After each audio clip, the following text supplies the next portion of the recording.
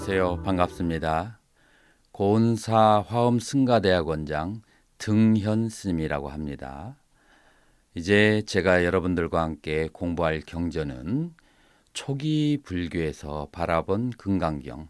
물론 교재는 여러분들이 잘 아시는 금강경이지만 단순히 저는 금강경만을 해석하지 않고 초기 경전과 비교해서 금강경을 쉽게 이해하도록 여러분들을 도와드릴 것이고, 그리고 필요하면 금강경 오가해의 주석서를 사용하여서 조금 더 금강경을 쉽게 이해할 수 있도록 할 것입니다. 물론 저는 원래 그 산스크리트와 빨리 공부를 오랫동안 한 사람이기 때문에 저는 그 산스크리트본과 그 다음에 빨리본의 그 티베트본의 금강경 그것을 역시 참조하여서 같이 공부를 할 텐데요. 티베트본으로 남아 있는 것은 무착대사의 금강경 주석과 까말라 신라 존자의 금강경 주석 두 개가 남아 있고 두 개가 가장 유명하다고 할 수 있습니다. 그러므로 중국에 있는 선사 5분의 그 금강경에 대한 해석이 어떠한 것이며, 또한 산스크리트 원전으로 금강경을 읽어봤을 때 그 의미는 어떠할 것이고, 그리고 무착대사와 까말라신라 존자 이런 분들의 금강경 해석은 어떤 것인지 입체적으로 금강경을 펼쳐가면서 공부하는 시간을 갖도록 하겠습니다. 산스크리트본은 보통 크게 4가지가 남아 있는데요. 하나는 막스 밀러 금강경과 그 다음에 파르기타의 금강경, 길깃, 그 다음에 에드워드 콘즈의 교정본, 이렇게 4가지가 있는데요.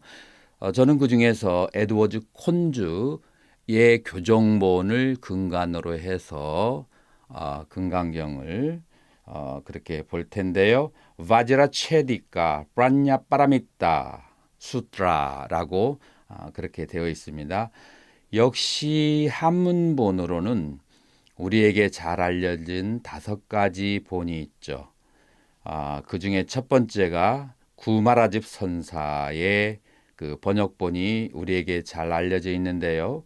이분은 기원 후 400년에서 412년 사이에 경전을 번역하셨죠. 이게 가장 최초의 번역인데, 그 후에 5분의 번역이 100여 년에 걸쳐서 계속해서 보리루치, 그 다음에 파라마르타, 그리고 담마굽다, 그리고 현장 의정대사 등의 번역이 있는데, 저는 일단은 구마라즙 선사의 그 번역문, 그리고 제가 번역을 해놓은 산스크리트 원본에서 이렇게 교정을 해놓은 그런 교재를 가지고 여러분과 함께 금강경을 공부하도록 하겠습니다.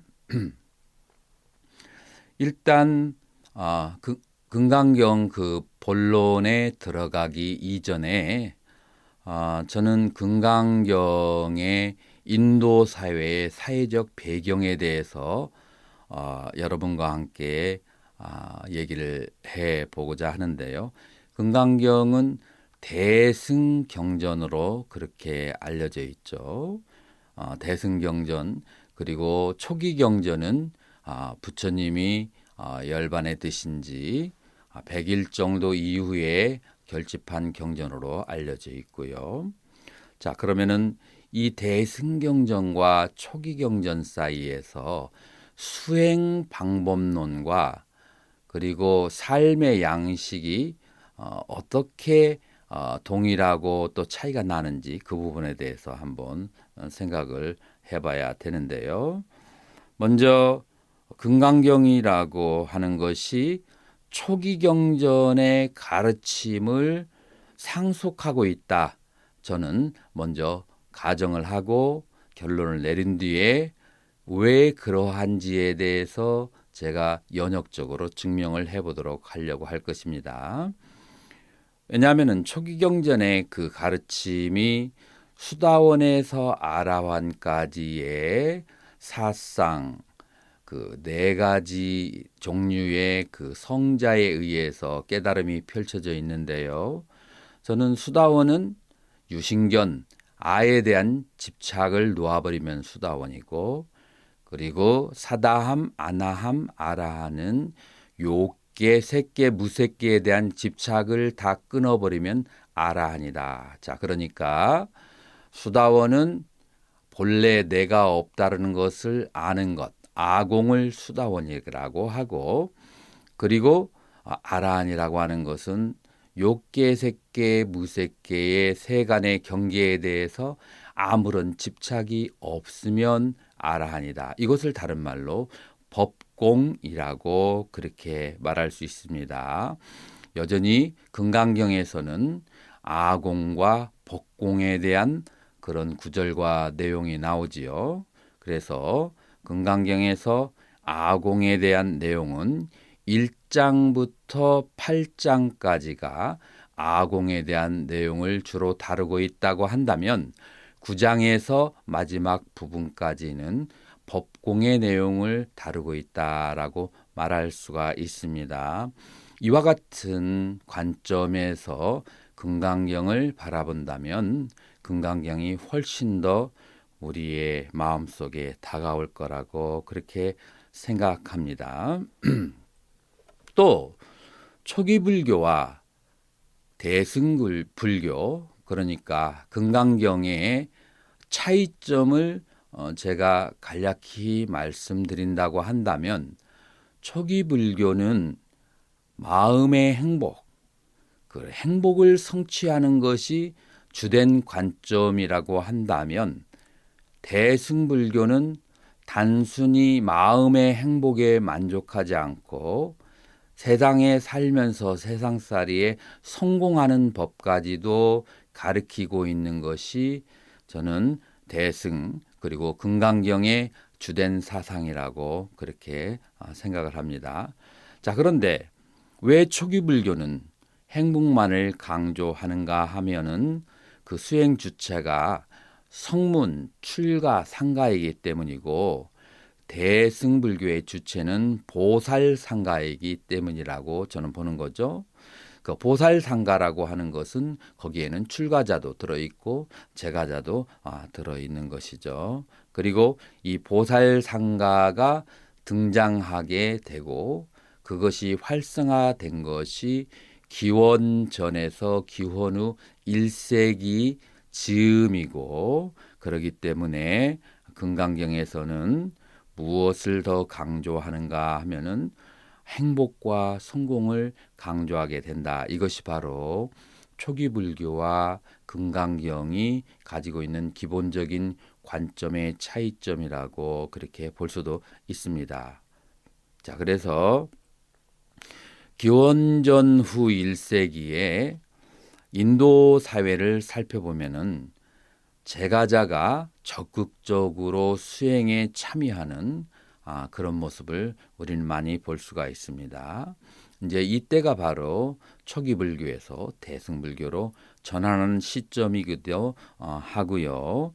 그런데 우리는 이것을 불교 내에 한정지어서만 생각한다면 대승불교의 정체에 대해서 의심을 할 수도 있게 되지요. 그러나 우리는 인도의 기본 종교인 힌두교를 한번 되짚어 보면 힌두교는 기원 전에는 우파니샤드라고 하는 그런 텍스트에 의거해서 수행하는 우파니샤드의 그런 수행인데, 우파니샤드의 수행의 정점은 사마디의 수행법이라고 그렇게 볼 수가 있고요.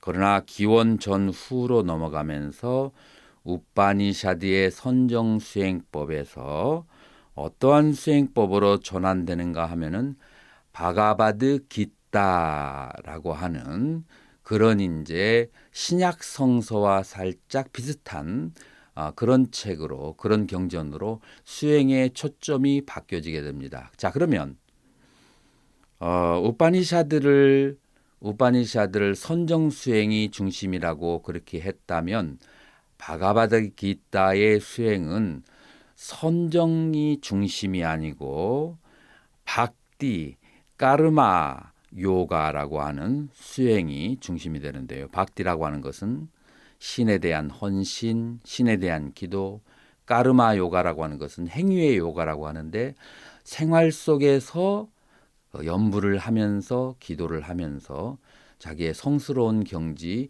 해탈의 경지를 닦아나려고 하는. 그래서 얼른 봐도 우리는 알겠죠. 이것은 제가에서 수행하는 사람들이 깨달음을, 해탈을 얻게 하기 위한 그런 수행 방법으로 전환되어졌다는 것을 우리는 알 수가 있습니다. 이처럼 기원 전후 1세기를 즈음해서 불교뿐만 아니라 인도의 전통 종교인 힌두교에서 선정 위주의 굳이 표현하자면 소승적이고 은둔적인 그런 수행에서 생활 종교로 바뀌어진 것을 힌두교의 대승화라고 한다면 우리 불교도 역시 마찬가지로 초기 불교에서 대승불교로 넘어가는 것은 사회적 현상의 하나였다. 그러니까 이것은 사회의 발달 현상에 따라서 일어나는 자연적인 현상이다라고 우리는 그렇게 봐야 된다고 생각합니다. 그리고 여기서 말하는 대승은 위대한 대승이라기보다는 많은 사람들에게 열려져 있는 수행법이다라고 그렇게 보면은 되겠습니다. 자, 이렇게 해서 금강경이 대승불교에서의 그 위치, 그리고 금강경은 무엇을 중점으로 하는가, 거기에 대해서 말씀드렸는데요. 금강경은 마음의 행복과 마음의 행복에 그치지 않고 인간 세상에 살아가면서 어떻게 하면 성공할 수 있는가, 그런 두 가지 측면을 다 다루고 있다라고 하는 특징을 여러분들에게 말씀드렸습니다.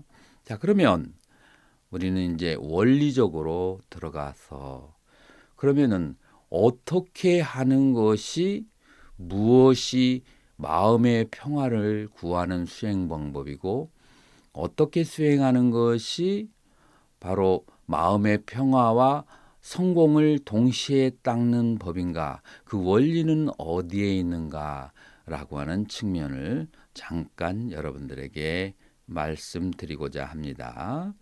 자, 그래서 우리는 육바라밀이라고 하는 그런 수행이 있죠. 여러분들이 잘 아시는 보시, 지계, 인욕, 정진, 선정, 지혜라고 하는 육바라밀의 수행이 있는데요.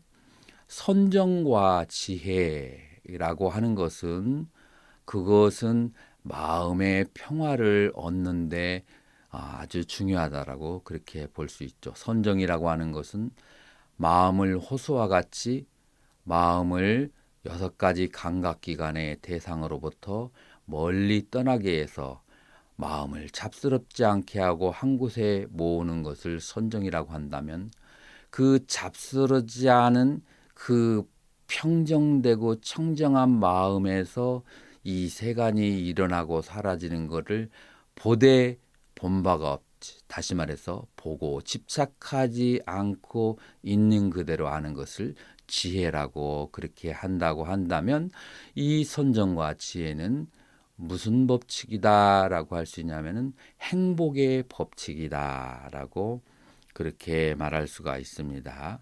자, 그렇지만 여기에서 더 나아가서 보시를 하고 계를 지키고 인욕바라밀을 닦고 그리고 정진바라밀을 닦는 것, 이 4가지를 하되, 보시를 하되 계를 지키되 생색을 내지 않고, 보시를 하되 그 공덕이 나에게 돌아오기를 바라지 않고, 모든 중생에게 회행하기를 바라는 공덕의 그 과보와 결과에 집착하지 않는 마음으로 보시를 하는 것, 여기에 두 가지 원리가 있는데요.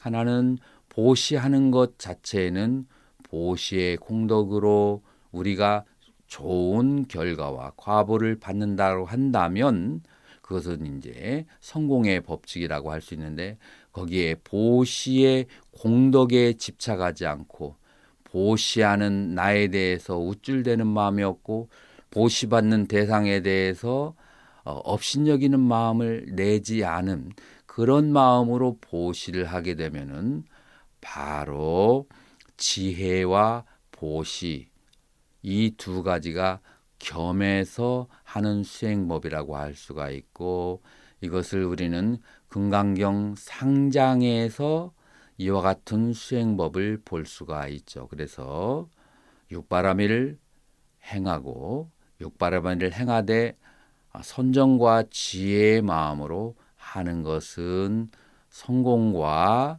그리고 행복의 수행의 길을 가는 것이고, 선정과 지혜만을 닦는 스님들이 그런 경우가 많죠. 그런 분들은 마음의 행복만을 그렇게 닦는 수행이라고 할 수가 있고, 보시지계 인욕 정진을 하되 선정과 지혜가 없는 보시에서 지계 인욕 정진을 하는 것은 그거는 세간의 성공이라고 하는 측면만을 강조하고 있는 것이다. 이렇게 세 가지로 나누어서 볼 수가 있는 것입니다. 자, 그래서 다시 한번 여러분들에게 말씀드린다면, 금강경은 어떠한 경전이냐 하면은 대승경전에 속하고, 그렇기 때문에 단순한 마음의 행복만을 추구하는 것이 아니고 인간 세상에서 성공하는 법칙, 그 두 가지를 동시에 강조하는 것이 금강경의 수행이다라고 그렇게 말할 수가 있습니다. 자, 그래서 조금 더 살을 붙이자면, 마음의 평안은 6가지 감각기관을 잘 다스려서 보지 않아야 될 것을 보지 않고 듣지 않아야 될 것을 듣지 않고, 이렇게 감각기관을 잘 멈추고 다스리고 나의 욕망을 뜯어보고 분해하고 해체하고 놓아버리고, 이런 측면이 바로 해체와 해탈의 행복의 길이라고 한다면, 이것을 다른 말로 한다면 아무것도 집착할 것이 없음을 아는 것, 그래서 불취라고 할 수 있냐, 취함이 없음이라고 할 수 있는 거죠. 그러나 이 세상에 아무것도 집착하지 않아야 하면서 이 세상을 살면 모든 것이 다 필요하죠. 이 세상을 살아가는 동안에 돈도 필요하고, 그 다음에 공부도 잘해야 되고, 그 다음에 용모도 단정해야 되고, 좋은 친구도 있어야 되고, 여러 가지 풍요롭고 좋은 것이 있으면 좋은 거죠. 다다익선이라고 하는죠. 그래서 다시 말해서 한 물건도 버릴 것이 없다. 그래서 불사, 버릴 것이 없다 해서 버릴 사자 아니 붙자 불사라고 하는 거죠. 그래서 불사, 그러니까 불취 불사, 한 물건도 취할 것이 없다라고 하는 것은, 그것은 마음에 집착이 없는 그런 행복의 법칙이라고 한다면, 불사, 한 물건도 버릴 것이 없이 모든 것이 다 필요하다라고 하는 것은 그건 행복의 법칙이고, 그래서 불취 불사, 한 물건도 취할 것도 없고 한 물것도 버릴 것이 없다는, 이것이 바로 행복과 성공의 법칙이고, 금강경이 지향하고 금강강이 나아갈 그런 바가 되는데요. 이제 다음 시간에 여러분들과 함께 금강경을 한 구절 한 구절 짚어가면서 어떻게 그러한 수행 방법이 이루어지는 데 대해서 공부하여 보도록 그렇게 하겠습니다. 오늘은 금강경 본장에 들어가도록 하겠습니다. 일단 중간중간에 산스크리트가 필요할 때가 있는데요. 여러분들께서 산스크리트에 대한 기본이 전혀 없다 할지라도 제가 설명하는 것을 들으면 바로 이해할 수 있도록 그렇게 사용하도록 하겠습니다. 먼저 금강경의 제목은 바지라 체디카 브란냐 파라미타 수트라라고 됩니다. 이것을 우리는 금강경이라고 중국에서 번역했는데요. 금강에 해당하는 것은 바지라가 금강입니다. 벼락이라는 뜻도 있고요. 이 바지라라고 하는 것은 인도의 그 제석천이 그 사용한 무기, 그래서 금강저라고 하죠. 그래서 이 금강저의 기능이 무엇인가 하면은 불교에서는 이 금강저를 사용해서 무지라고 하는 번뇌를 무찌를 수 있다라고 하죠. 자, 그래서 체디까라고 하는 것은 무엇이냐면은 절단하는 것, 끊어버리는 것. 자, 그래서 금강저처럼 절단하는 것이 바지라 체디까가 되고요. 그다음에 프란냐 파라미타가 되는데 프란냐는 지혜, 파라미타는 바람 있다 하면은 도피안, 그다음 피안의 저 세계가 해탈의 세계가 되기도 하고요. 혹은 빠라마 있다라고 하면은 그러면은 최상의라는 그런 뜻인데 역시 최상이나 저 언덕이나 역시 열반의 세계를 말하는 거죠. 그래서 바라미따는 그냥 해석하지 않아도 바라밀이라고 하는 것도 좋습니다. 그래서 지혜의 바라밀, 수트라 경. 그래서 금강저처럼 무명을 끊어버릴 수 있는 지혜 바라밀의 경, 이렇게 직역할 수가 있습니다. 그래서 이 금강경을 공부하시게 되면 지혜가 샘솟아서 모든 무명을 깨트려 버릴 수가 있다라고 하는 거죠. 그래서 우리는 각 장에서 무명의 종류가 어떻게 드러나고 무명을 어떻게 깨트리는가를 우리는 그런 마음으로 금강경을 공부하면 좋을 것 같다라고 그렇게 생각합니다. 자, 그래서 처음 시작이 에방마야 수르담, 이제 여시 아문이라고 하죠. 이와 같이 내가 들었다. 일시불제 사이국, 한때에 부처님께서 사이국에 계실 때라고 했는데 여기 사이국이라고 하는 것은 시라바스티라고 합니다. 지금도 여러분께서 인도의 성지순례를 가시면 아마도 거의 마지막 4대 성지 중에 하나에 들리는 곳이 시라바스티라고 하는 그런 성에 들르게 되죠. 그래서 시라바스티에 무엇이 유명한가 하면은 기원정사라고 그렇게 합니다. 그래서 일단 한번 산스크리트를 보게 되면은 바가반 세존께서 스라바스티암 사바띠라고 하는 성에 위하라띠 머물고 계셨어요. 머물고 계셨습니다. 근데 그 어느 곳이냐 하면은 제타바네, 그래 기원정사라고 그렇게 번역하죠.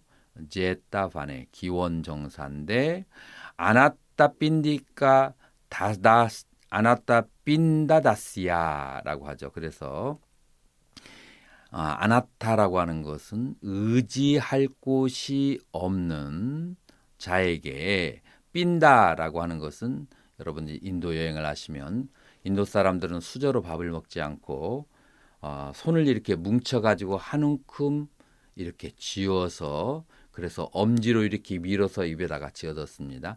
이때 한 움큼 집은 것을 삔다라고 하는 거고요. 그래서 한 움큼의 그런 먹을 것을 안았다, 의지할 곳 없는 자에게 다스야 기부를 하는 그런 제따반의 기원 정사에 머물고 계셨다. 이게 한문으로는 기수급 고도권이라고 그렇게 하죠.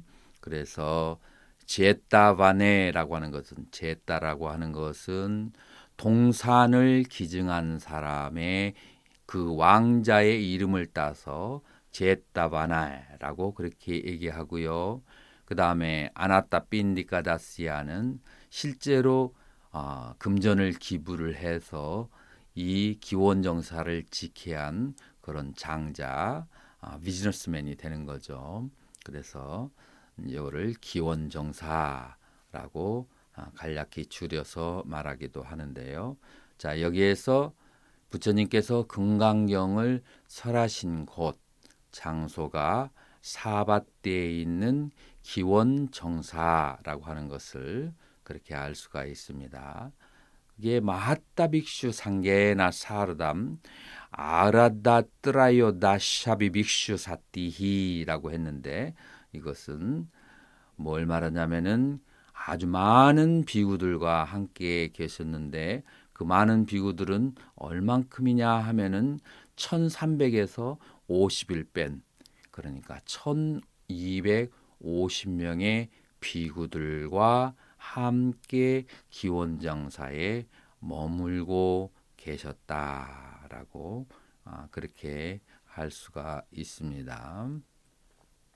자, 그 다음에 아따깔루 바가반 뿌르바하나 깔라사마에 이때 바가반 세존께서 뿌르바하나 깔라사메 그래서 식사를 하시기 전에 그러니까 공양할 시간이 되었기 때문에 그러기 때문에 빠뜨라 찌바람 빠뜨라 하면은 바루를 말하는 거고요.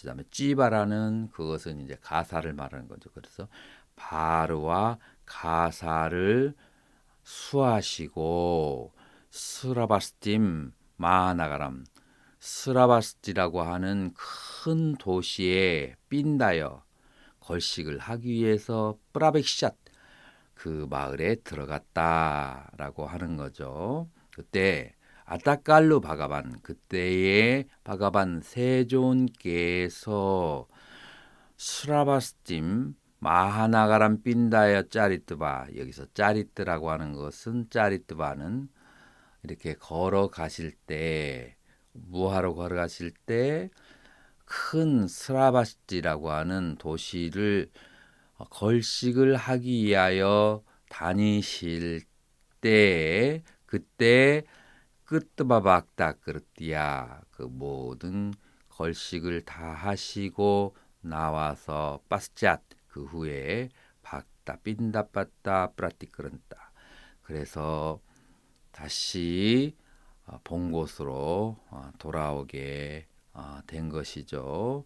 그리고 본 자리로 돌아오셔서 공양을 맞추시고 그 다음에 가사와 바루를 이제 거두시고 왜냐하면 공양을 하실 때 가사가 흐트러지거든요. 그래서 일단 공양을 하실 때는 가사가 조금 흐트러지더라도 공양을 계속 하시다가 다시 공양을 마치신 다음에는 먼저 손을 이렇게 씻으시고 왜냐하면 그 당시에 손으로 밥을 드셨기 때문에 그리고 다시 가사를 잘 정돈을 하고 그 다음에 이제 발을 다시 한번 씻으신 다음에 그 다음에 자리에 앉으시게 이제 되는 거죠.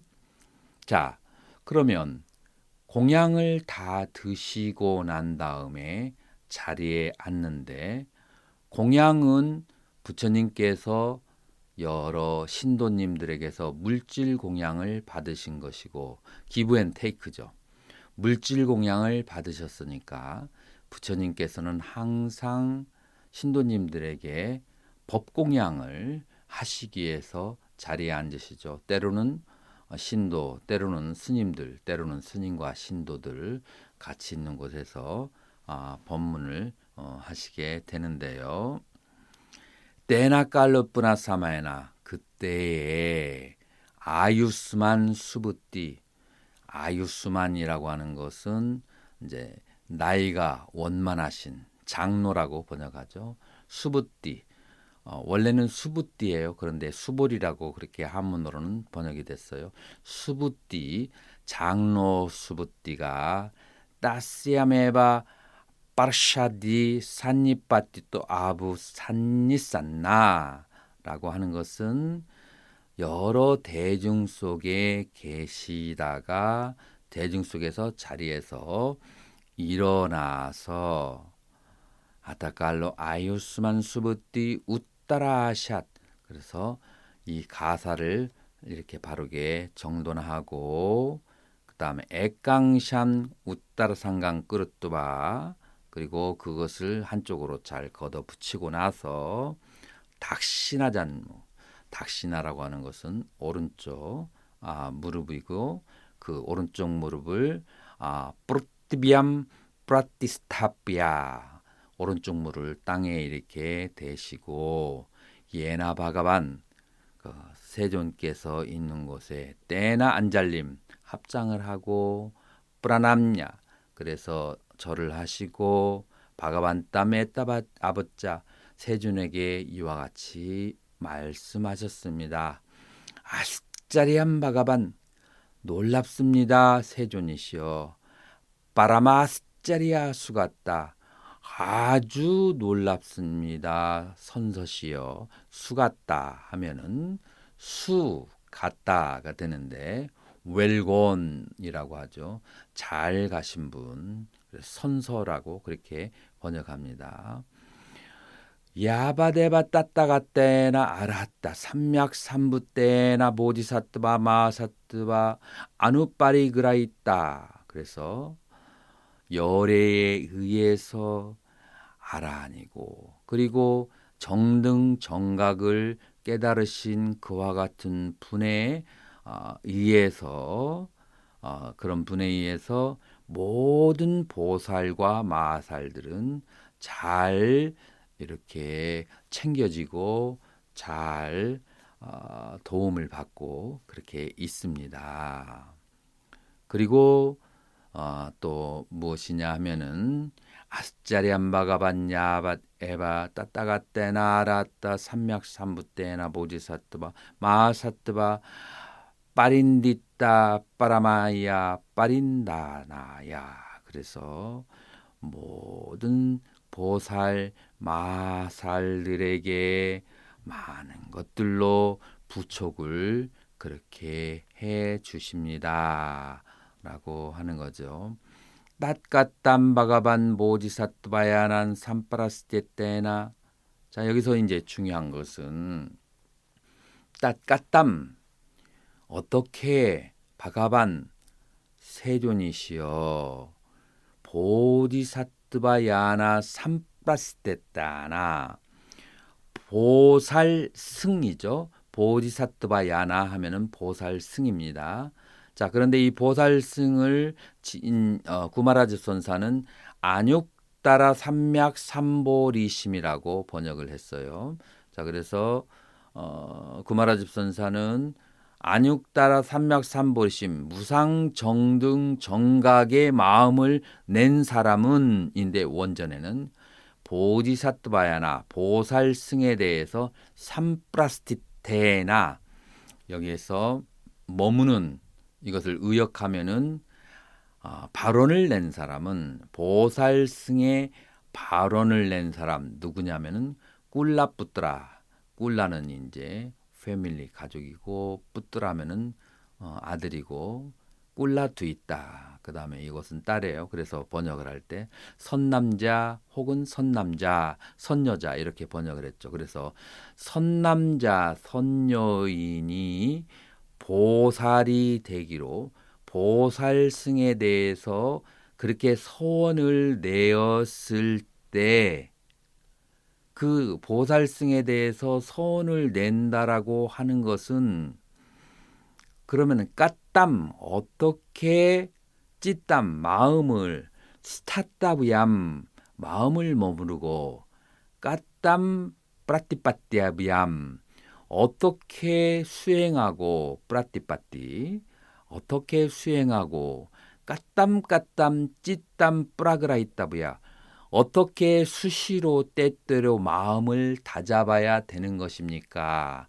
자, 여기서 질문이 세 가지로 나오는데 여기에 보살승의 서원을 내고 무상정등 정각을 성취하기로 그렇게 발언을 한 선남자, 선여인이 있다면 이 사람은 어떻게 해야 이 보살승을 잘 실천한다고 할 수 있겠습니까? 라는 그런 질문이기도 하죠.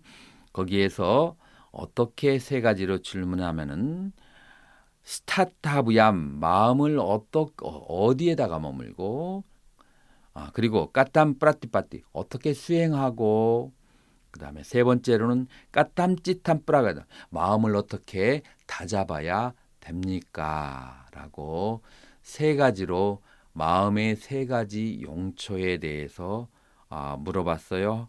한역에서는 응운하주 마음을 어떻게 머무르고 응운하주 어떻게 머무르고 운하 항복기심 어떻게 그 마음을 항복받아야 합니까? 라고 번역했는데 두 번째 프라티파티 수행을 항복이라고 그렇게 생각할 수도가 있고요.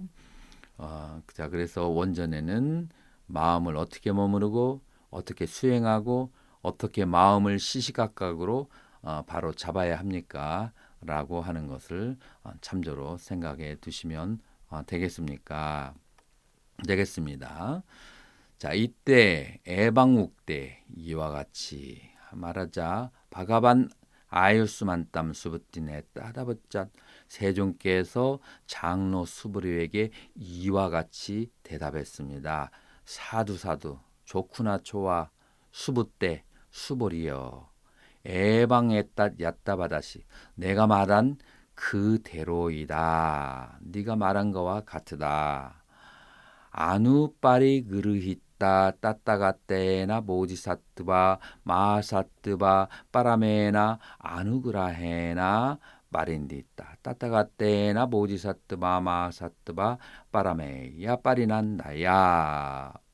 자 이것은 어려운 거라서 제가 간단하게 한다면 네가 말한 것처럼 열애는 보살과 마살들을 항상 지켜보고 항상 그들을 바른 길로 인도하느니라 라고 그렇게 간단하게 번역할 수 있습니다. 내가 말한 바와 같다. 때나히 그러기 때문에 수보때 수부리여 수르노 사두 잘 듣거라.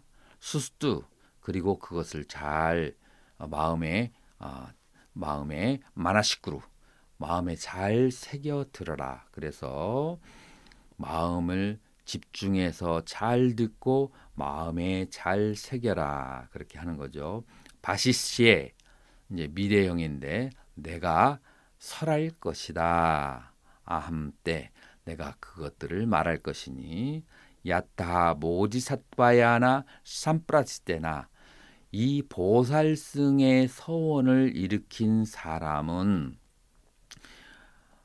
찌땀 스타따브얌 마음을 어디에 머무르고 야타 프라티파티암 어떻게 수행하고 야타 찌땀 프라그라이티암 어떻게 마음을 매 순간순간 다잡아야 하는 것인가에 대해서 내가 지금 너에게 말을 할 테니 그러니까 아주 정신을 집중해서 잘 듣고 마음에 새겨 들으라 라고 그렇게 부처님께서는 말씀하시는 거죠.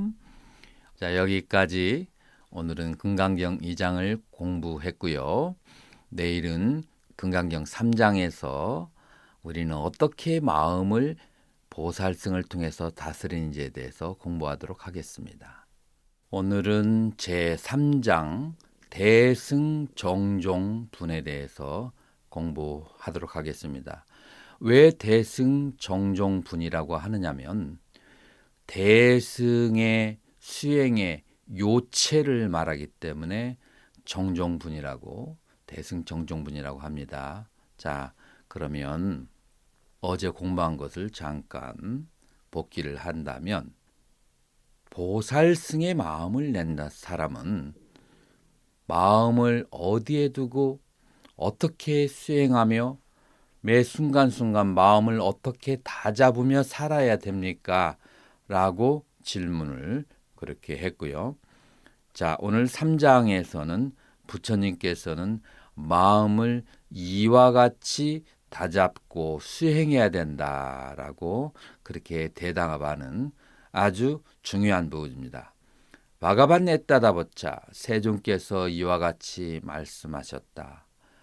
이하수부 때 보디사트바에나 삼프라스티 때나 보살승의 소원을 일으킨 사람은 애방찌땀 웃바다 있다부얌 이와 같이 마음을 웃바다 일으켜 이와 같이 마음을 일으켜야 되느니라.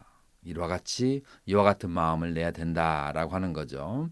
어떻게 우리가 그 한문 그 번역본에는 응여시 항복기심 불고 수보리에게 부처님께서 고하시기를 제보살 마살 모든 보살과 마살은 응당히 이와 같이 그 마음을 항복받을지니라 라고 그렇게 번역을 했고요. 산스크리트 원절에서는 웃바다 있다부얌 마음을 찢다묵바다 있다부얌 마음을 이와 같이 일으켜야 된다. 마음을 이렇게 써야 된다라고 그렇게 돼 있는 거죠.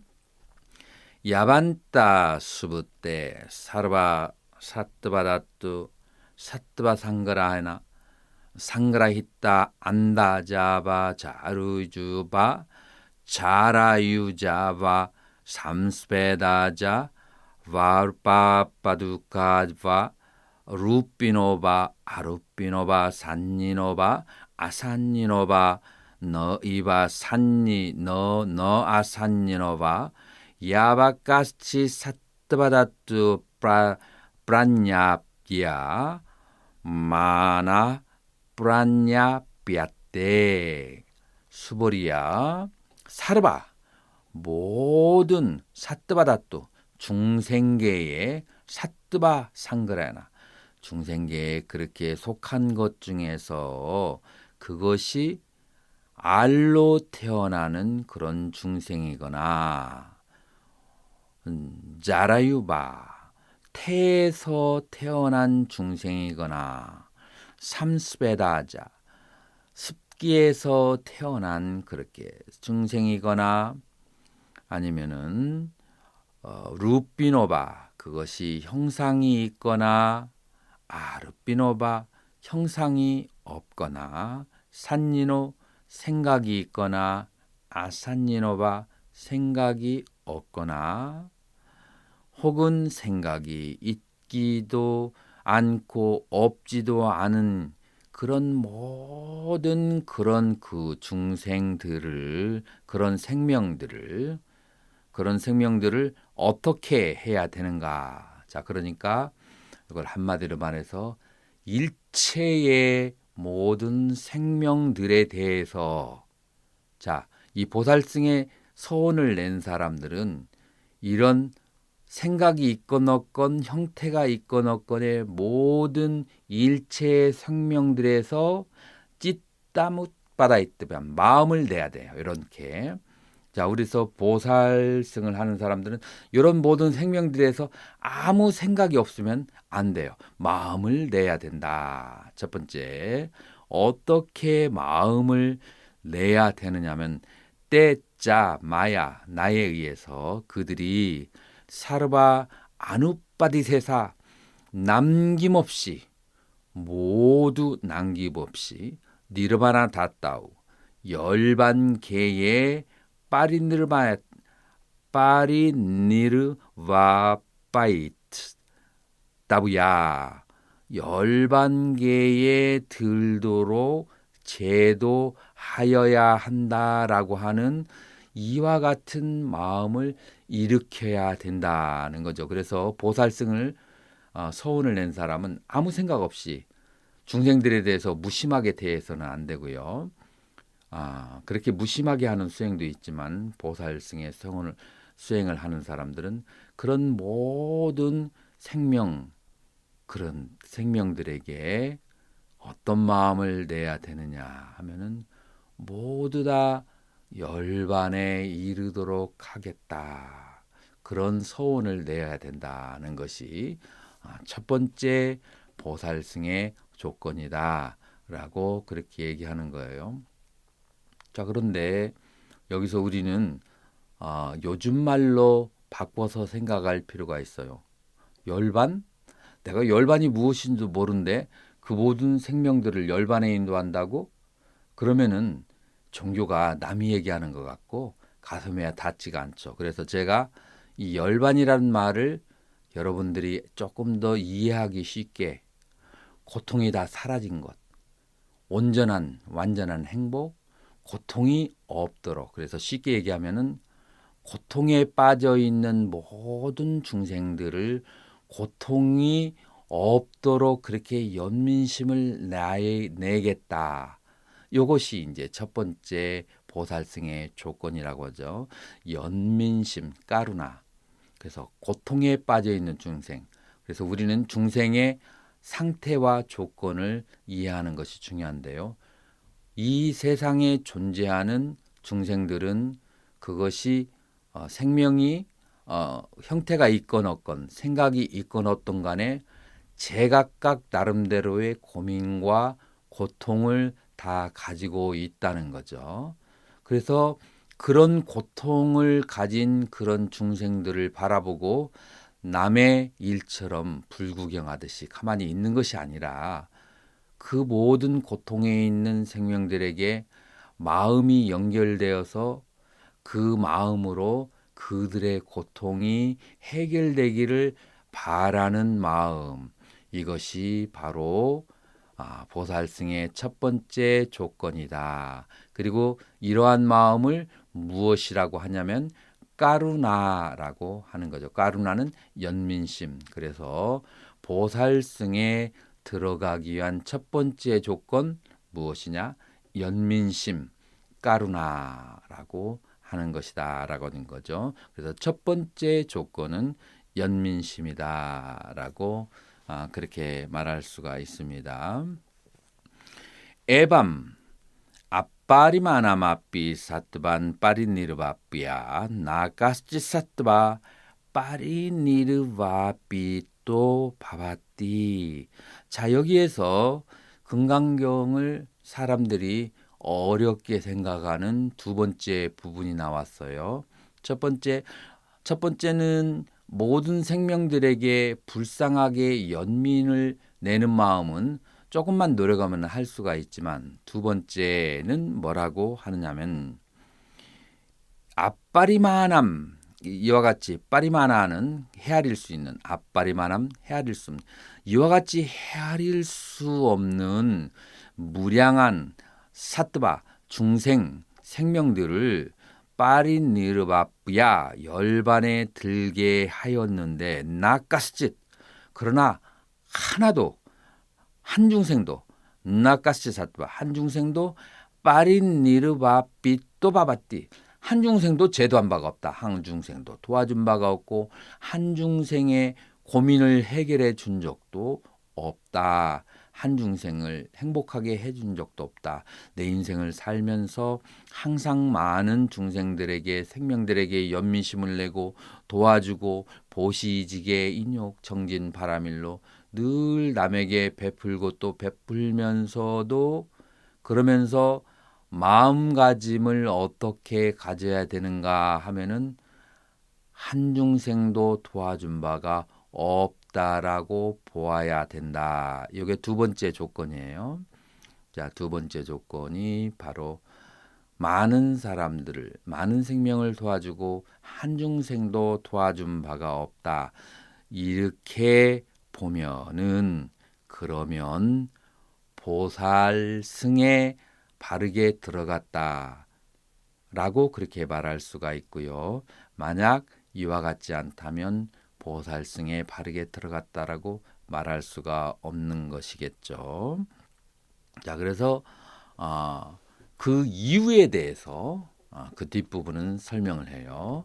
이유에 대해서 만약에 내가 한중생을이라도 제도했다라는 그런 생각을 갖게 된다면 어떤 문제가 있어서 그런 생각을 가져서는 안 될까요? 라고 하면 거기에 대한 질문이 따까스야 또 왜냐하면 사째 수부 때 만약 수보리여 보디사트바스야 사트바산냐 뿌라바르테따 만약에 보살이 중생이라고 하는 그런 생각을 가진다면 나사 보디사트바 박다브야 그 사람을 보살이라고 말할 수가 없느니라.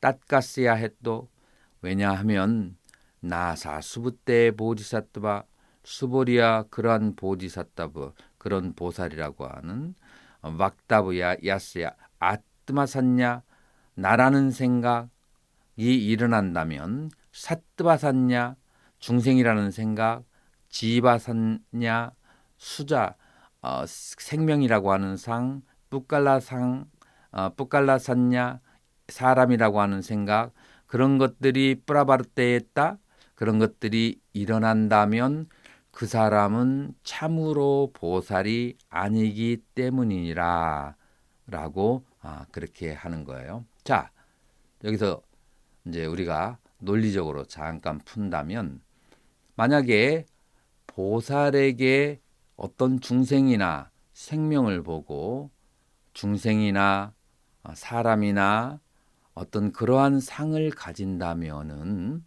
그 사람은 참 보살이 아니다라고 하는 거예요. 자, 이것을 조금 더 쉽게 풀어본다면 나라고 하는 것, 너라고 하는, 그라고 하는 그런 이제 아라고 하는 것은 초기 불교에서 오혼의 화합물이라고 그렇게 부르는 거죠. 오온이라고 하는 것은 색, 수, 상, 행, 식 여러분들이 한 번쯤은 다 들어봤을 거예요. 그래서 색이라고 하는 것은 이 몸을 말하는 것이고 수는 느낌이고 상이라고 하는 것은 생각 그리고 행이라고 하는 것은 여러 가지 욕망들 식이라고 하는 것을 그런 것을 아는 것들이죠. 그래서 수상행은 우리는 정서적 그 다음에 지성적 감성적 그래서 지정의로 우리는 그렇게 말할 수가 있어요. 지정의의 작용을 가지고 있는 인간의 심리작용 그리고 몸과 그것을 아는 마음 이렇게 해서 오온이라고 하는데요. 이 오온은 우리가 매 순간순간 경험하지만 이 오온 안에도 밖에도 나라고 하는 실제는 존재하지 않고 나라고 하는 것은 바로 사람과 사람이 약속해서 만들어내는 이름이고 개념일 뿐이라고 하는 거죠. 그래서 이름과 그 개념에 속지 말라라고 하는 의미에서 그런 의미에서 이거를 또다시 대승불교적으로 철학적으로 말한다면은 아공이라고 하죠. 그래서 온 가운데 나라는 것은 없다라는 것을 아는 것, 아공이라고 하는 것을 우리가 만약 체험을 하게 된다면 그렇게 된다면은 보살이고 그 다음에 그것을 또 십지경에서는 보살초지라고 하죠.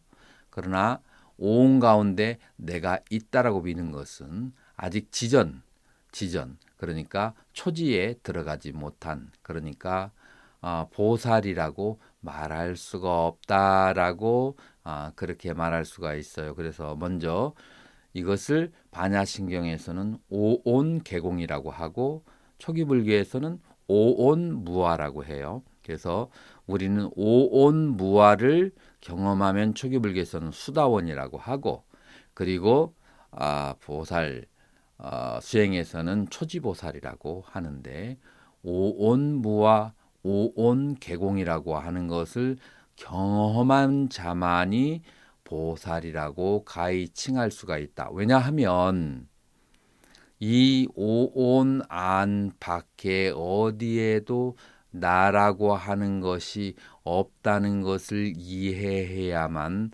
남에게 도와주고 생색을 내지 않고 남에게 많이 도와주고 난 다음에 피곤한 마음이 일어나지 않게 돼요.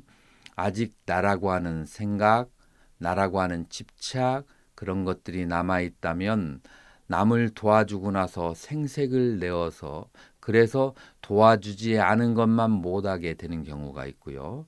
또 남을 도와주고 나서 그 결과와 과보를 기다리다가 나중에 섭섭한 마음을 내어서 나중에 배신감을 느꼈다 이런 식으로 생각을 하는 경우도 있어요. 그래서 차라리 안 도와줬으면 그런 미운 마음이 일어나지 않는데 괜히 조금 도와주고 그 사람에게 기대하는 것이 많이 생기고 그 사람이 나에게 갚아주지 않으면 그 사람을 미워하게 되고 그런 여러 가지 좋지 않은 정황들이 발생하는 것은 바로 무엇 때문에 발생하는 것이냐면 바로 나라고 하는 생각, 내가 도와줬다는 생각, 도와준 중생이 있다라고 하는 그런 생각, 그런 나와 중생에 대한 그런 생각과 믿음 때문에 그런 모든 현상이 벌어지기 때문에 온 가운데 무와 나가 없고 온 가운데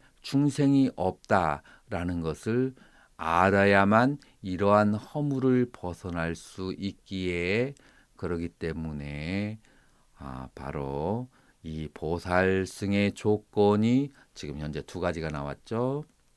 첫째, 모든 중생들의 괴로움을 보고 거기에 대해서 연민심을 내어서 그들을 괴로움으로서 벗겨내주도록 노력하는 삶을 살아라. 이것이 첫 번째고요. 그 다음에 두 번째로는 그러나 그와 같이 오랜 동안 노력했다 할지라도 도와준 나도 없고 도움받은 중생도 없다라는 것을 알아야 하느니라.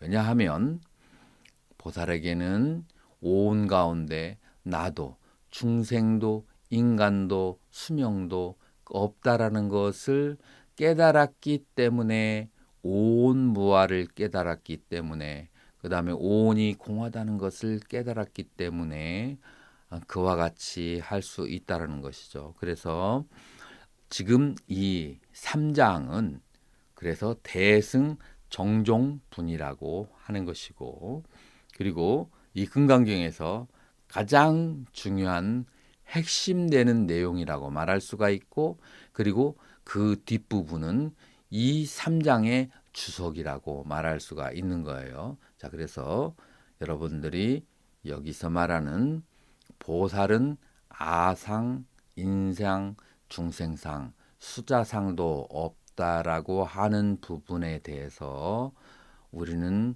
조금 더 자세히 들어가서 살펴보면서 우리는 공부를 해야 된다고 생각을 합니다. 그래서 우리는 여러 가지 측면에서 온 무아를 바라봐야 되는데 첫 번째로는 초기적 불교적인 측면에서 온 무아를 바라보고 그리고 두 번째로는 반야신경의 온 개공이라고 하는 측면에서 우리는 온 개공을 온 가운데 내가 없다라고 하는 것을 보고 이 두 가지 측면을 통해서 우리는 아가 없는 것에 대해서 공부하도록 하겠습니다. 그래서 다음 시간에는 우리가 이러한 측면 속에서 다시 3장을 되돌아보는 그러한 시간을 갖도록 하겠습니다. 어제 말씀드린 것처럼 오늘 조금 더 자세하게 인무와에 대해서 설명을 드리겠는데요. 그러기 전에 우리는 또 보살승이 되기 위한 조건을 금강경에서는 이와 같이 얘기했지만 또 다른 중론이라고 하는 입중론이라고 하는 그 논서에서는 보살승이 되는데 세 가지 조건을 이렇게 설명하는데요. 첫 번째, 까루나, 연민심이 있어야만 하고, 두 번째, 연민심이 있은 후에 모든 중생들이 전부 다 마침내는 구경에 성불하여지기를 바라는 그런 이제 마음을 가지는 것이고요. 세 번째로는 그리고 이 모든 중생들 가운데 한 중생도 죄도한 바가 없다라고 하는 그런 생각, 그렇게 해서 세 가지를 갖게 되는데, 요거를 짧게 하면 까루나, 연민심, 두 번째 순야타, 공성, 세 번째 발보리심, 이렇게 간략하게 표현할 수 있습니다. 그래서 이제 여러분들이 짧게 보살승은 연민심과 모든 법계가 공성으로 이루어졌다는 것을 아는 마음과, 세 번째, 모든 생명이 있는 것이 부처가 되어지다라고 하는 발보리심.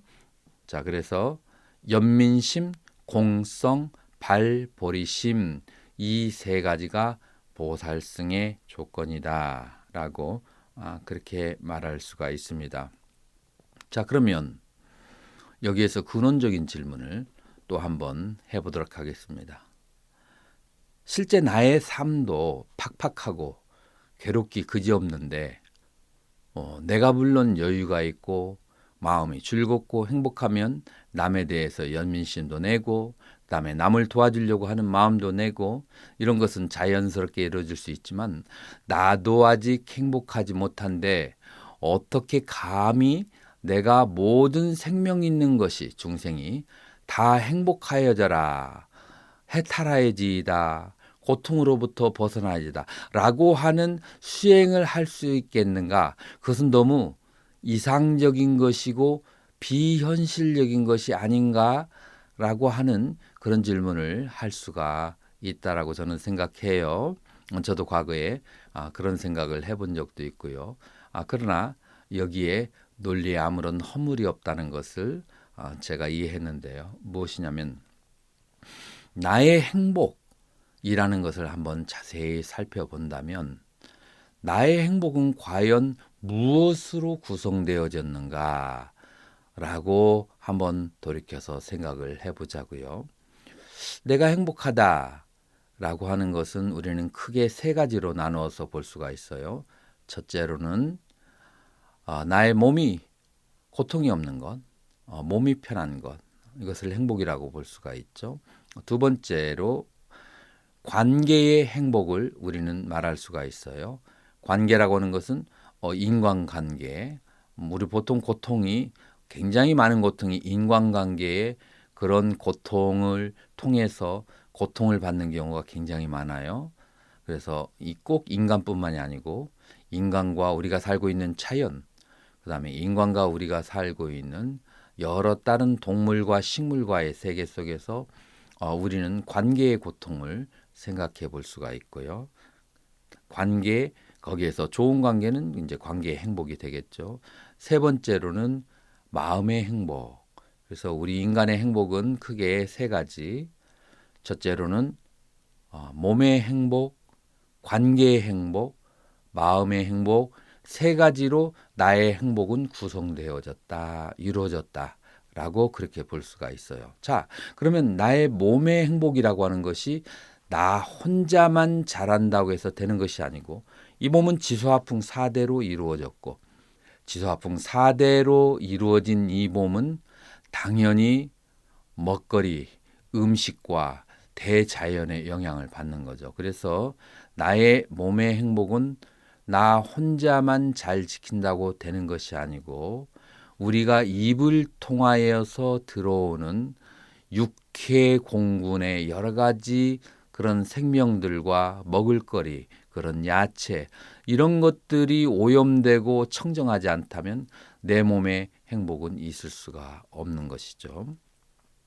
또한 우리는 코를 통해서 공기를 들이마시고 그리고 그것 때문에 우리는 기운을 섭취하는데 만약에 대자연에 공기가 오염되어 있다면 그러면은 우리는 몸의 행복을 성취할 수가 없죠. 그래서 나의 몸의 행복도 우주에 있는 지수화풍과 우주에 있는 여러 식물과 동물과 자연과 땅과 공기에 의존하고 있다라고 하는 것을 우리는 알 수 있고 그렇기 때문에 처음에 얘기했던 모든 생명 있는 것이나 없는 것이 행복하여져라 라고 발언을 하는 것, 열반에 들게 한다 라고 발언을 하는 것은 이런 각도와 시각에서 이해를 해야만 된다고 생각하는 거죠. 자, 그래서 나의 자연, 나를 구성하고 있는 자연과 그 다음에 공기와 그 다음에 식물 이런 것들이 청정해져야만이 내 몸이 청정해진다는 것을 감안했을 때 이런 생명들이 모두 다 청정해져라, 고통에서 벗어나라, 행복하라라고 하는 연민심은 결국은 그것은 그 생명들을 위한 연민심이기도 하지만 그것은 결론적으로 귀결적으로 나 자신의 몸의 행복에 직결되는 것이죠. 자, 그렇기 때문에 타의 행복을 바라는 것은 다만 이론이나 아니면 그냥 감상적인 인류애적이고 박애적인 것이 아니라 인과의 그 법칙을 통해서 그들이 행복해져야 내가 행복해지기 때문에 그러기 때문에 나의 행복과 나의 고통에 벗어남과 나의 열반을 위해서 그들이 고통에서 벗어나고 그들이 행복해지고 그들이 열반에 들어야 된다라고 하는 것이죠. 자, 이것이 첫 번째이고요. 두 번째, 우리는 두 번째 행복은 관계의 행복, 관계의 고통으로부터 벗어나는 것이 우리는 행복이라고 두 번째 행복을 얘기했는데요. 관계라고 하는 것은 인간관계, 예를 들어서 부모, 형제, 그리고 친구, 내가 소속되어 있는 사람들, 단체, 그리고 나라 등등이 되겠죠. 그래서 관계라고 하는 것은 나 아닌 것과의 관계라서 나 아닌 대상에 문제가 생기면 나와 그 대상의 관계에 문제가 생기고 관계 때문에 고통이 발생하게 되는 것이죠.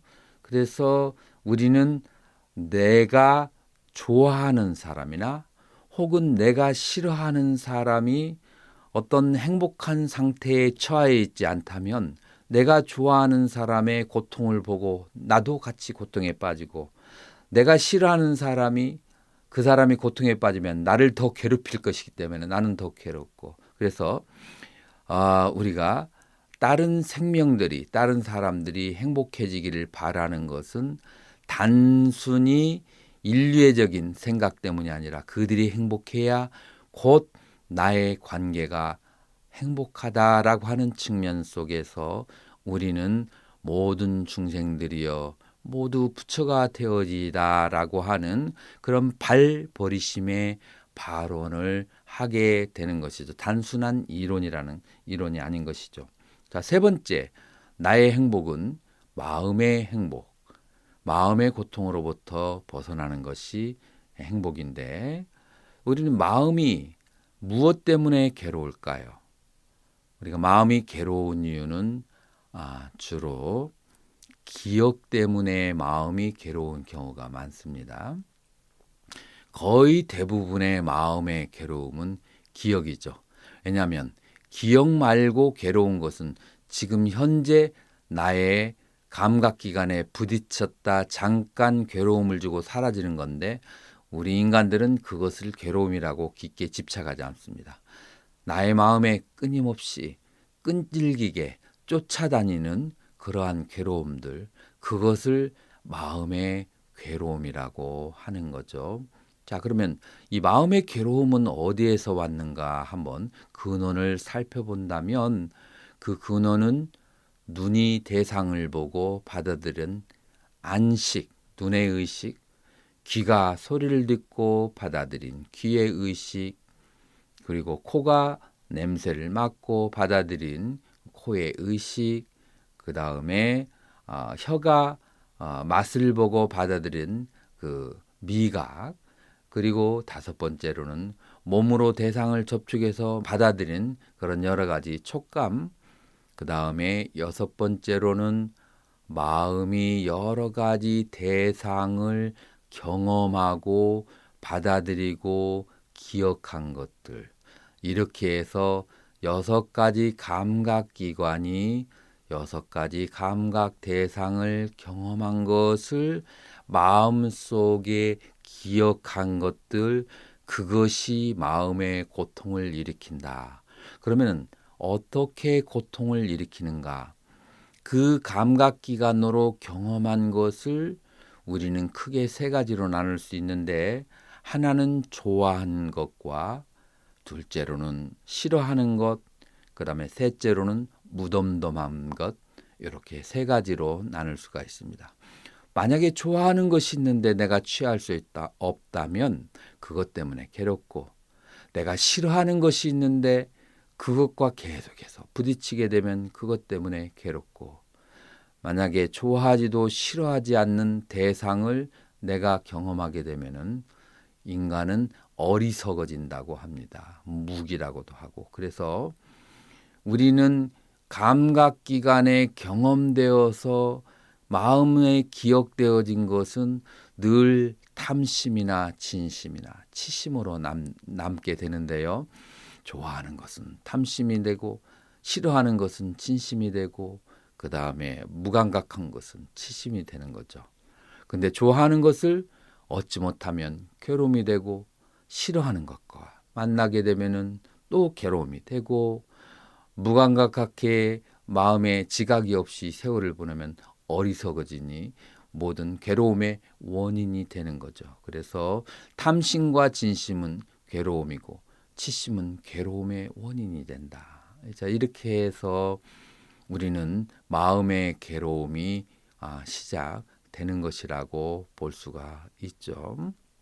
결국은 마음의 괴로움은 좋아하는 대상을 경험하지 못하는 것과 싫어하는 대상을 계속 경험하기 때문에 오는 것이 기본적으로 마음의 고통이라고 할 수 있죠. 자, 그래서 이 마음의 고통도 기본적으로 무엇에 의존해 있는가 하면은 대상에 의존하고 있는 것입니다. 그러므로 대상이 내가 감각기관으로 경험하는 감각기관 바깥에 있는 대상으로서의 그 세계, 그것이 형태가 있건 형태가 없건, 생각이 있건 생각이 없건, 태난스파의 그 어떤 생명이든 간에 어떤 그 불행한 상태에 있다면 그 불행한 상태가 바로 나의 감각기관을 통해서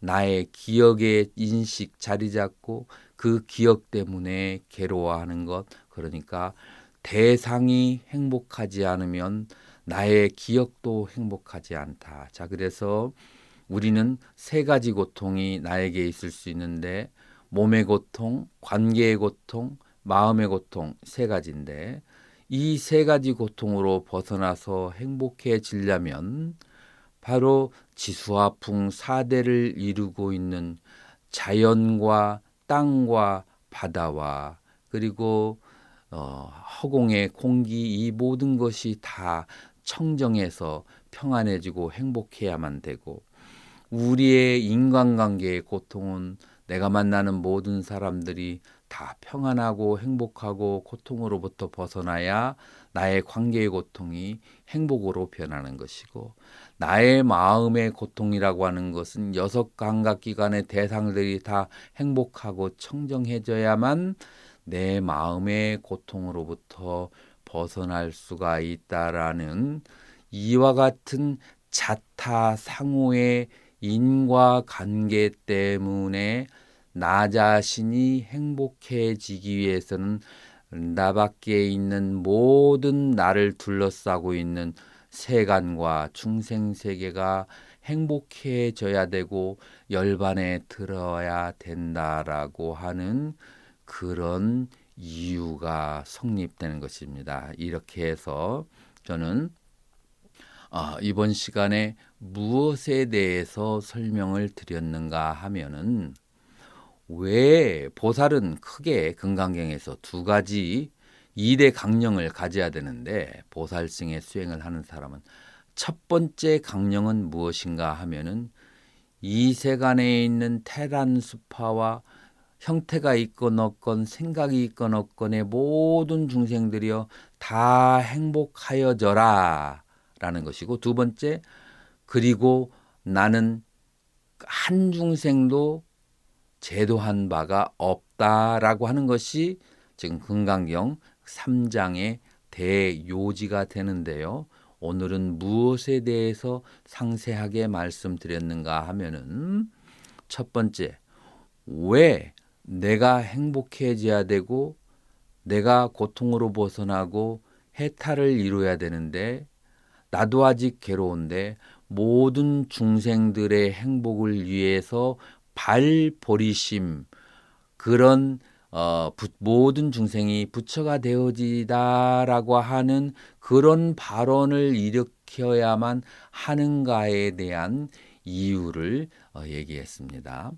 자, 그래서 입중론에서는 그 보살성을 세 가지라고 얘기했죠. 연민심, 그리고 발보리심, 그 다음에 불의의 공성, 순야타 공성을 깨닫는 것이라고 그렇게 얘기를 하죠. 자, 그래서 오늘은 발보리심에 대해서 아주 자세하게 설명을 해드렸고요. 그리고 나머지 두 가지는 무엇인가 하면은 왜 인간은 모두 다 괴로운 것인가 라고 하는 그 주제에, 왜 모든 생명이 있는 것들은 다 괴로움에 처해 있는가, 그래서 우리는 연민심을 일으킬 수밖에 없는가에 대해서 자세히 생각해 보아야만 하고요. 그 다음에 나머지 세 번째로는 왜 제법이라고 하는 것이 나, 그리고 법이라고 하는 것이 나 모두 다 공한 것인가, 그래서 아공과 법공이라고 하는 것이 무엇인가라고 하는 이 두 가지 요소에 대해서 우리는 자세히 고찰해 보아야만 한다고 생각합니다. 그래서 연민심과 고통에는 불가불의 관계를 가지고 있다. 불교는 고통에 대한 자각이 가장 중요하다고 볼 수가 있죠. 만약에 고통에 대해서 자세히 모른다고 한다면 우리는 초기 불교도 대승불교도 수행할 수가 없는 거죠. 초기 불교는 이 세간이 모두 다 고통으로 차 있다. 사페 쌍카라 두카, 모든 조건 주어진 것들은 전부 다 고통스럽다, 고통으로 이루어졌다라고 하는 것이 초기 불교의 기본 전제 조건이죠. 그리고 대승불교의 기본 전제 조건은 모든 중생이 고통에 있다, 고통에 놓여져 있다라고 하는 것이죠. 만약에 중생의 고통을 모른다면 이 보살의 마음인 연민심 자체도 발생할 수 없는 것이죠. 그렇기 때문에 초기 불교를 공부하는 사람이나 대승불교를 공부하는 사람, 양쪽 다 고통에 대한 자세한 자각이 없으면 공부를 깊이 해 들어갈 수가 없다라는 것이죠. 금강경 5회째인데요. 지금 우리는 보살승이란 무엇인가, 아직 대승 정종분을 하고 있습니다. 보살승이란 무엇인가. 자, 그래서 보살승의 조건, 우리가 보살승가가 되려고 한다면 이러한 조건을 가져야 되는데요. 첫 번째 연민심, 두 번째 불의의 공성에 대한 자각 순야타, 세 번째 발보리심, 모든 중생이여 모두 행복하여지어다, 부처가 되어이다 라고 하는 그런 발언, 이렇게 세 가지가 필요하고요. 어제는 제가 왜 그 발버리심이 필요한지 그 원인과 이유에 대해서 말씀드렸고요. 오늘은 왜 우리는 연민심이 발생해야만 하는가라고 하는 것에 대해서 말씀드리고자 합니다. 초기 경전에 보면은 사페상카라 두카, 모든 조건 지어진 것은 괴로움이다라고 그렇게 나오죠. 삼법인이라고도 하고 삼특상이라고도 합니다. 그 제일 먼저 나오는 것은 무엇인가 하면 사페상카라 아니짜. 그래서 사페 모든, 상카라 조건 지어져서 만들어진 것은 그것은 어니짜 영원하지가 않다라고 하는 거죠.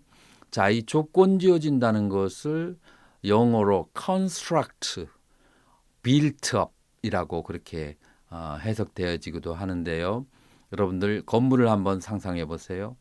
여기에 빌딩이 세워지기 시작하는데 기초가 놓아지고 거기에는 철근이 있어야 되고 그 다음에 콘크리트가 있어야 되고 콘크리트가 있으려면 모래와 그리고 세멘트, 자갈 등등이 있어야 되겠죠. 거기에 빌딩이 올라가면서 나무, 판자, 그 다음에 기둥도 필요하겠고요. 이런 물과 여러 가지 요소에 의해서 이제 하나의 건물이 완성되어지는 거죠. 그래서 이 쌍카라 모든 유의법은 재행 무상이라고 한문으로 번역되어지는데요.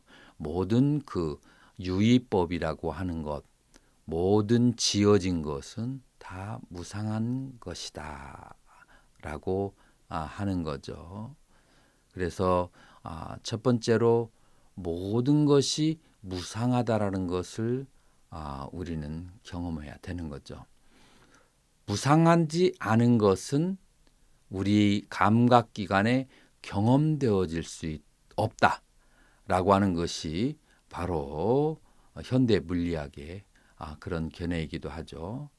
무상하지 않은 것은 경험되지 않는다라고 하는 것은 모든 물질이라고 하는 것이 계속 전자와 양자에 의해서 빠르게 돌면서 거기에서 흩뿌려낸 전자파가 우리의 감각기관에 지각이 되고 그래서 우리는 저 물질이 존재하는구나라고 아는 거죠. 그래서 만약에 어떤 대상과 물질이 있는데 그 안에 있는 소립자들이 빨리빨리 움직여서 거기에 있는 전자파를 바깥으로 그렇게 드러내지 않는다면 우리는 그 대상이 있는지 없는지를 경험할 수가 없는 거죠.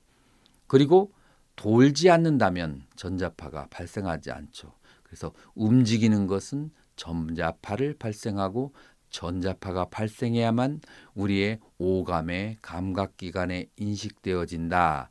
이것을 옛날 말로 모든 유의법은 모든 세간에 경험되어지는 것은 전부 다 무상하다라고 이제 그렇게 표현되어지는 거죠.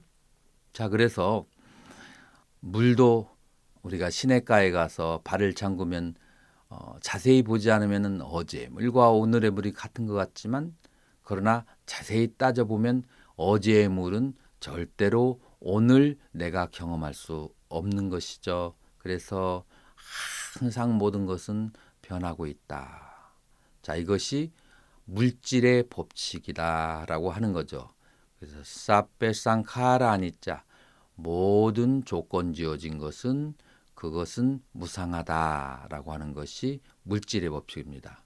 자, 여기까지는 괜찮습니다. 근데 두 번째, 사페상카라 두카 모든 조건 지어진 것은 고통이다. 이게 문제가 되는 거죠. 아니, 무상한 것과 고통에 무슨 인과관계가 있을까요? 라고 질문을 하실 수도 있는데요.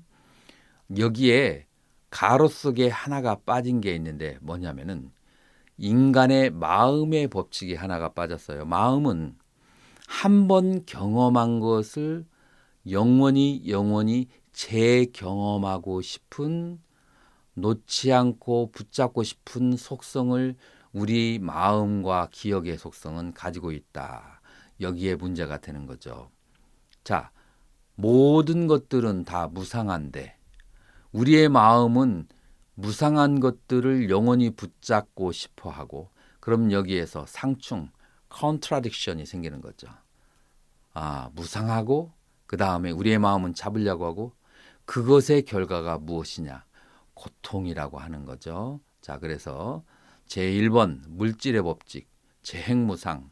제2번 마음의 법칙, 한 번 잡은 것은 끝까지 놓지 않는다. 3번, 그러므로 모든 무상한 것, 조건 지어진 것들은 나에게 고통을 가져다 준다. 이것이 재행 계고가 되는 거예요. 자, 그래서 인간의 마음의 속성이 한 번 경험한 그것을 계속 붙잡아 들려고 하기 때문에 괴로운 것이라고 한다면, 그렇다면은 우리 인간의 마음이 한 번 경험한 것을 붙잡아 놓지 않으려고 하고 집착하지 않고 놓아버린 방아착을 할 수 있다면, 그러면 괴로움이 없다는 얘기가 되겠죠.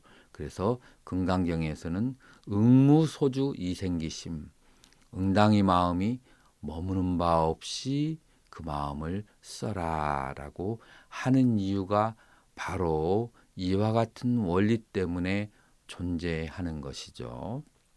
자, 그러면 무상한 것이 괴로움인 것이다 라고 하는 거예요.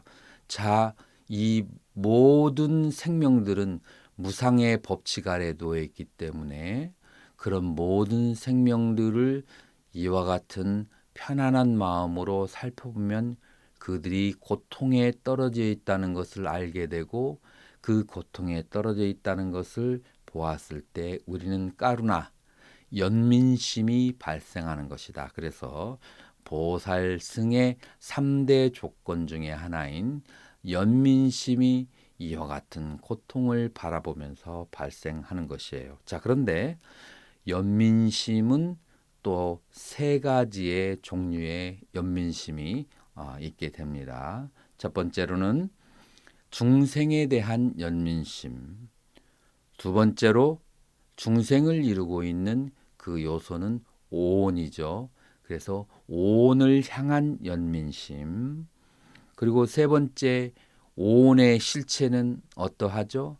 거기는 텅텅 비어 있죠. 그러니까 공성을 향한 연민심, 이렇게 연민심의 3가지 종류가 있다는 것을 알아야만 되는 거죠. 자, 왜 이 3가지 종류의 연민심을 다 알아야 되는가라고 하면, 그 사람의 깨달음의 정도에 따라서 연민심이 이 3가지로 다르게 나타나게 되는 것인데요. 중생을 향한 연민심이라고 하는 것은 그냥 보통 사람들이 가지고 있는 연민심이다라고 그렇게 볼 수가 있습니다. 구체적으로 탐진치를 소유하고 있는 그런 중생이 그 다음에 탐진치를 가지고 있는 다른 중생을 보았을 때 안 됐다라고 그렇게 바라보는, 혀를 끌끌 차면서 불쌍하다, 안 됐다라고 그렇게 눈시울을 붉히는 것, 이거 이제 중생을 향한 연민심이죠. 자, 그런데 여기에 허물이 뭐냐면, 첫 번째, 중생이라는 것이 사실로 실제로 존재한다는 굳은 믿음, 집착, 이 연민심에 이 허물이 있어요. 이 집착, 중생이 실제로 존재한다는 잘못된 오해 때문에 수많은 고통의 원인이 되는 것이죠. 그것이 중생을 향한 연민심, 중생의 연민심의 첫 번째 허물이 되는 것이고요.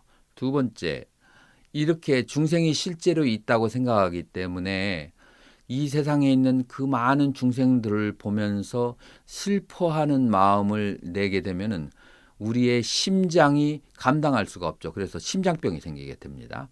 만약에 중생이 공하다는 이치를 자각하지 못하고 너무 연민심이 강하게 되면 너무 오랜 동안 슬픔에 빠져서 심장이 약화되고 심장병이 생기고 결국은 내 건강이 아주 위태로워지게 되는 그러한 허물이 있는 거죠. 그래서 중생을 향한 연민심 혹은 중생의 연민심이라고 하는 것은 일반 사람들이 당연히 가져야 되는 것인데, 그러나 거기에서 앞으로 나아가야 되는 이유는 두 가지인데요. 첫 번째, 중생에 대한 집착 때문에 고통이 발생하고, 두 번째, 중생에 대한 슬픔 때문에 또 고통이 발생한다. 지나친 슬픔 때문에. 그 허물을 벗어나기 위해서 중생을 향한 영민심에서 우리는 사실을 있는 그대로 보는 오온을 향한 연민심으로 넘어가야 진화를 해야 되는 것이죠.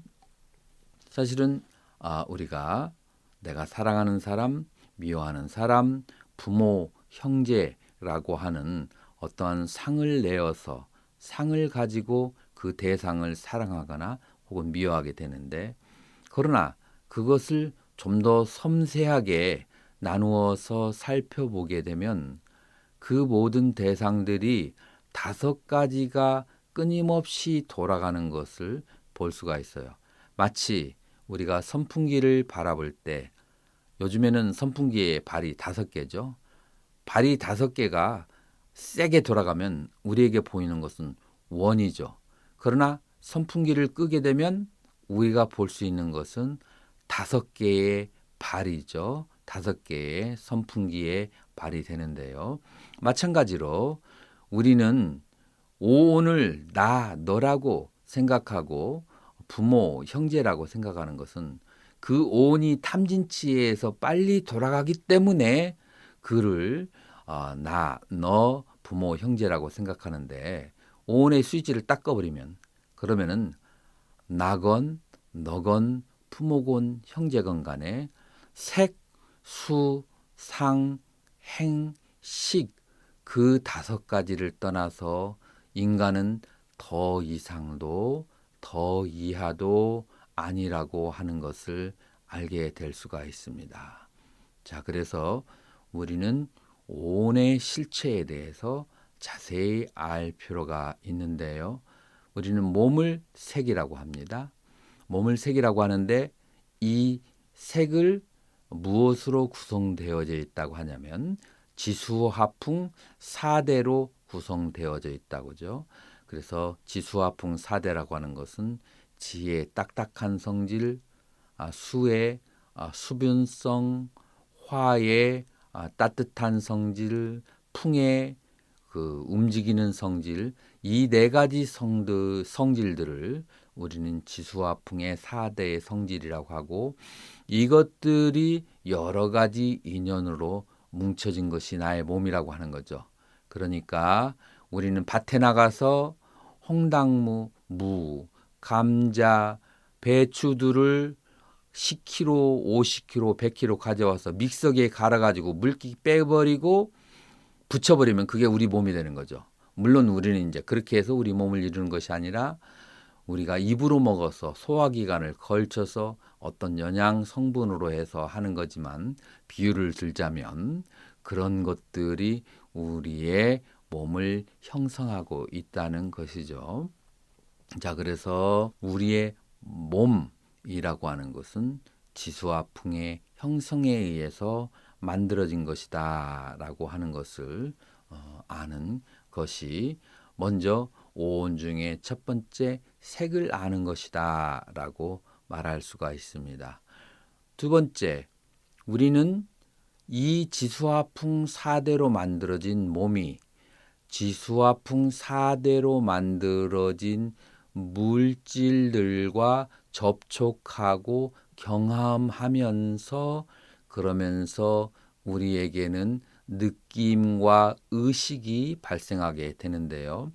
자, 그래서 지수화풍 4대로 이루어진 우리의 몸을 안니비설신이라고 하는 오근이라고 하고, 지수화풍 4대로 이루어진 경계 물질들을 색성향 미촉법이 미촉이라고 하는 거죠. 그래서 눈이 색을 만나고 그 다음에 귀가 소리를 만나고 그 다음에 코가 냄새를 만나고 이것을 오근이 5가지 감각 경계를 만난다라고 그렇게 하는 거죠. 거기에서 발생한 의식이 있고 그 의식에 대해서 좋아하는 즐거운 느낌, 괴로운 느낌 이것을 바로 고수, 락수, 불고 불락수, 무덤덤한 그래서 불편한 느낌, 편한 느낌, 그 다음에 무덤덤한 느낌 이 3가지 느낌이 우리의 몸의 감각기관이 대상을 접촉하면서 발생하는데 나에게 친숙하고 나에게 잘 맞는 것은 그것은 기쁜 느낌으로 나에게 친숙하지 않고 나에게 지금 편하지 않은 것은 괴로운 느낌으로 이런 식으로 우리에게 느낌이 발생하는 것이다. 그래서 우리의 마음이라고 하는 것은 그 중에 하나가 이런 느낌을 우리는 가지고 있고 그 느낌들이 우리가 감각기관으로 경험하면서 받아들인 인식한 여러 가지 기억들과 만나서 이것은 나에게 이롭고 이것은 나에게 해롭고 이것은 나에게 이것은 옳고 그르다라고 하는 시비와 이해라고 하는 사유와 집착이 발생하는데 이것을 바로 우리는 오온 가운데 상이라고 그렇게 하는 것이죠. 자, 그리고 우리가 가지고 있는 느낌과 우리가 가지고 있는 유익하다, 해롭다라고 하는 판단작용 이 2가지가 모여졌을 때 우리는 대상에 대해서 어떠한 욕구가 발생하거나 대상에 대해서 어떤 멀어지려고 하는 욕구가 발생하는데 그것을 우리는 행이라고 그렇게 합니다. 이제 쌍카라라고 그렇게 얘기하죠. 자, 그래서 우리는 수, 상, 행이라고 하는 정신활동, 정신작용이 모두 무엇에 의해서 발생하는가 하면은 바로 5가지 감각기관이 5가지 감각 경계를 인식한 그 시기 바로 느낌으로 느낌이 그것이 이롭다 해롭다는 판단으로 그 느낌과 이롭고 해롭다는 판단이 바로 그것을 취하고자 하는 욕망, 멀리하고자 하는 욕망이라는 행으로 이렇게 수상행이 색을 연하여서 계속해서 연기적으로 발생하고 소멸하는 것을 우리가 보았을 때 우리 인간이라고 하는 것은 그것을 떠나서 그 연기적 발생과 소멸을 떠나서 따로 존재하지 않는다. 그래서 색과 색을 연연하여서 식을 연연하여 수를 연하여 상을 연하여 행이라고 하는 연기 관계로 이루어진 것이 존재하지 그 안에도 밖에도 나가 없다라는 것을 아는 것이 중요합니다.